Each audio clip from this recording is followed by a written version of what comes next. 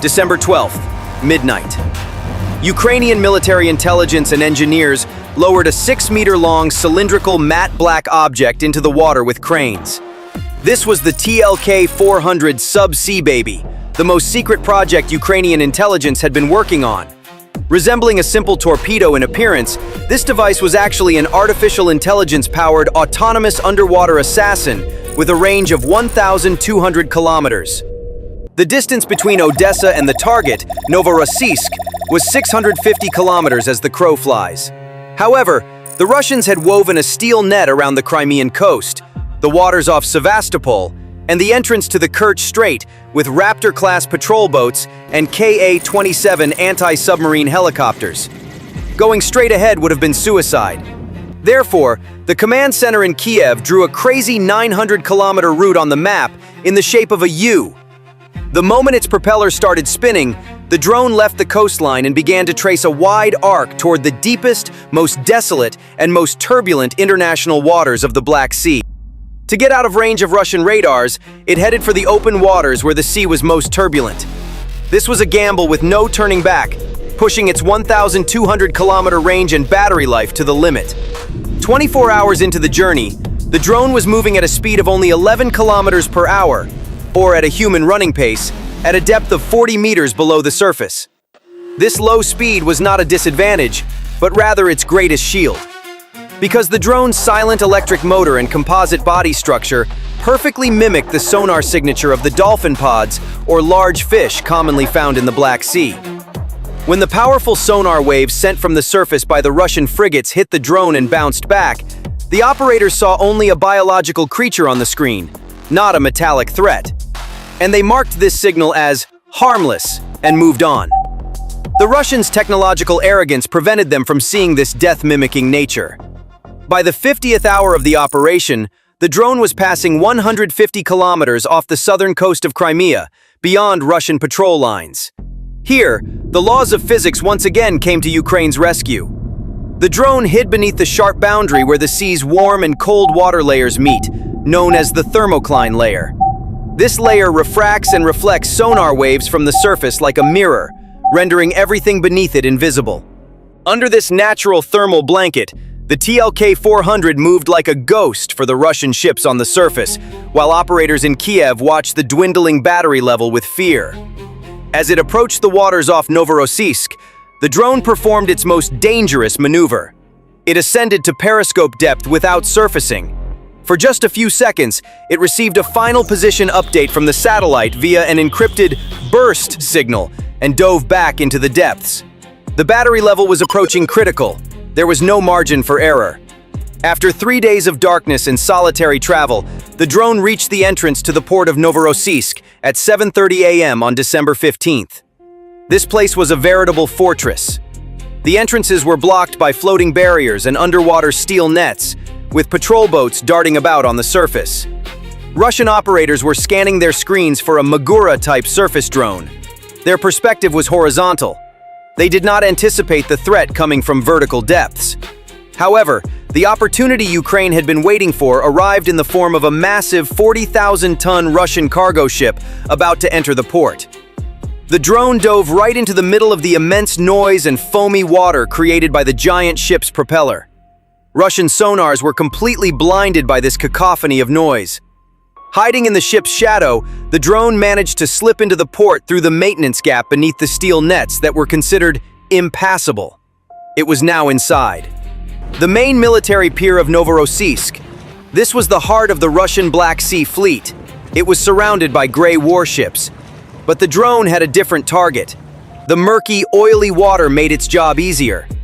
Gliding close to the bottom, the drone switched to cruise mode, with only about 12% of its energy remaining. It scanned the target profiles on its AI camera and found what it was looking for at Pier Number 4, a 3,000-ton steel giant, a submarine of the NATO codenamed Improved Kilo, Project 636.3 class, the world's quietest diesel-electric submarine, dubbed the Black Hole by Western intelligence. Right now, its engines were off, its generators silenced, its crew at morning muster. The Russians' perception of it being the safest harbor was so high that there was neither a torpedo net nor active sonar protection around the submarine. The submarine was sleeping defenseless and blind in its own home. 8:12. The drone exited loitering mode. It fed its last battery power to the propellers. The operator in Kiev entered the final and most critical command via satellite. The target was not the center of the hull, but the propeller shaft at the stern. Because these submarines had double hulls, hitting them from the side would only crush the outer shell. However, the point where the propeller shaft entered the hull, where the seals were located, was the ship's Achilles heel. A blow there would spell disaster. The pitch-black Ghost silently headed for its target with its last ounce of energy. It positioned itself directly beneath the submarine's massive 7-bladed bronze propeller, 3 meters below the keel, and detonated. At that moment, the laws of physics went haywire underwater. When the 500-kilogram TNT equivalent warhead exploded, it created a massive super-hot gas bubble underwater. This bubble launched the submarine's stern, that 1,000-ton steel mass, upward like a toy. The propeller shaft instantly bent, the shaft bearing shattered, and the seals burst. A tenth of a second later, when that gas bubble collapsed under the pressure of the water, the submarine's stern lost its support and fell into the void. The surface of the water split, and tons of water shot into the sky like a geyser in a pure white column. This was the signature that the explosion had occurred not on the surface, but below the keel. The pier shook. The stern of the submarine sank into the water within seconds. Russia's $500 million strategic asset had been crippled in one fell swoop, in its safest berth, by Ukraine's $500,000 plastic drone, which mimicked a dolphin. This was no accident. This was the most daring, longest range, and quietest assassination in modern warfare history. That vertical column of water rising into the skies above Novorossiysk on the morning of December 15th did not just destroy a 3,000-ton metal hulk. It also shattered the Russian Federation's power projection in the Black Sea into atoms. They were also the moment when Russia's propaganda machine was caught red-handed. Immediately after the attack, the Russian Ministry of Defense made the expected statement, claiming that a surface drone had been destroyed and that the ships had not been damaged. As proof, they released a video of the submarine. However, there were two critical tricks in this video that did not escape the eyes of military analysts. First, the video had no date or timestamp. It was impossible to prove whether the footage was taken before or after the attack. Second, and most importantly, the camera angle only showed the bow and midsection of the submarine.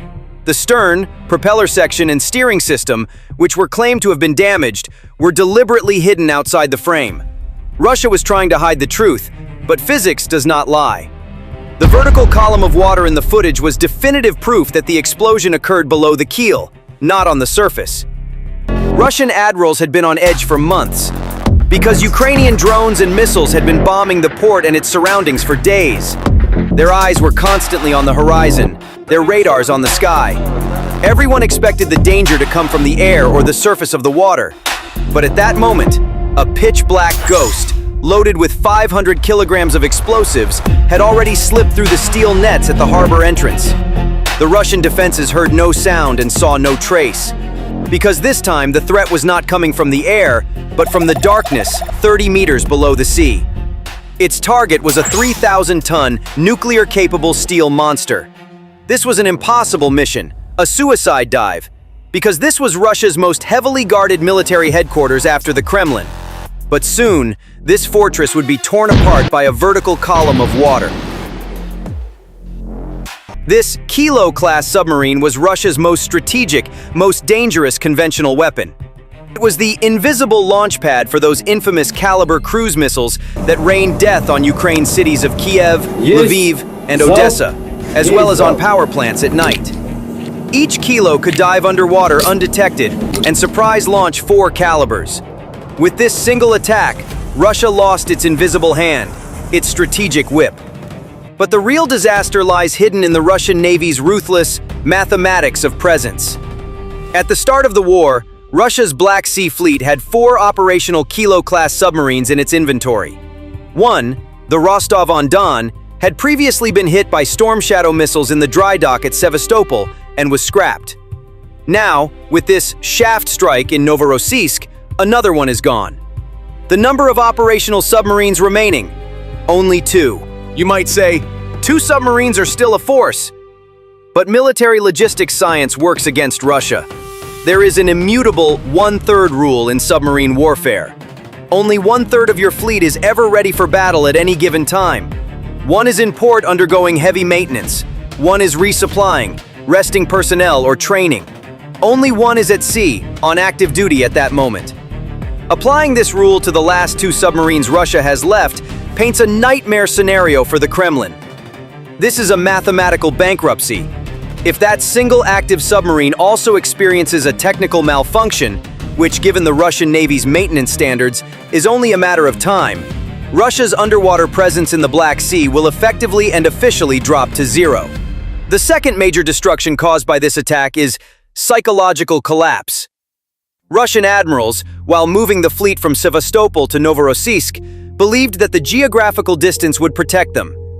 "This is 600 kilometers away from the front line. This is safe," they said. However, the TLK-400's 1,200-kilometer range, its insidious route around Crimea, and its biomimicry, dolphin mimicry, capability sent a clear message to Russia. There is nowhere to hide, no port to take refuge in.